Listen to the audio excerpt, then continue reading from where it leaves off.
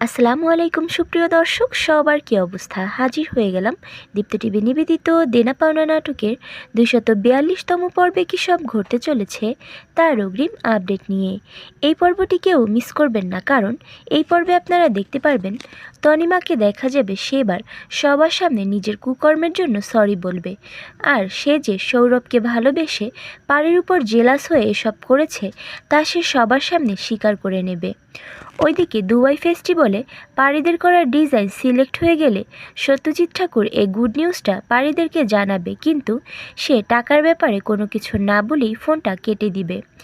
এদিকে এত বড় গুড নিউজ শুনে সবাই অনেক এক্সাইটেড হয়ে পড়বে, তাই তারা টাকার ব্যাপারে কিছুই জানতে চাইবে না। পাড়িকে দেখা যাবে সে এই গুড নিউজটা ইরফানকে জানাবে, তখন ইরফান অনেক বেশি খুশি হয়ে যাবে। খুশিতে ইরফান এই গুড নিউজটা তার মাকে জানালে ইরফানের মা খুশিতে কান্না করে ফেলবে এবং ইরফানকে বলবে, পারমিতা দেখছি একদম আমার মতো জেদি আর একরোখা, ও যা বলে তাই করে দেখায়। ও আমাকে যা কথা দিয়েছিল তাও করে দেখিয়েছে। আজ থেকে আমি ওকে আমার ইরফানের বউ হিসাবে মেনে নিলাম। আর অন্যদিকে আপনারা দেখতে পারবেন পাড়িরা সবাই মিলে অফিসে বসে সত্যজিৎ ঠাকুরের ফোনের অপেক্ষা করতে করতে একটা সময় পাড়ির সত্যজিৎ ঠাকুরকে কল করে বসবে, কিন্তু সে কোনোভাবেই কল রিসিভ করবে না। এসব দেখে পাড়িসহ সবাই অনেক টেনশনের মধ্যে পড়ে যাবে। একটা সময় সত্যজিৎ ঠাকুরকে দেখা যাবে সে পাড়িদের সাথে বেইমানি করবে। সে পাড়িসহ প্রত্যেকের নাম্বার তার ফোন থেকে ব্লক করে দেবে। এসব দেখে পাড়ির মাথায় যেন আকাশ ভেঙে পড়বে।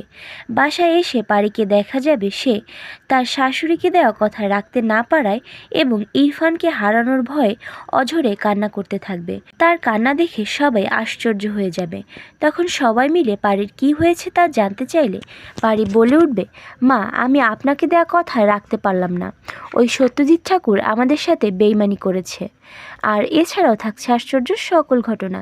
সুতরাং সবাইকে দেনা পাওনা নাটকের আগামী পর্ব দেখার আমন্ত্রণ রইল। ধন্যবাদ।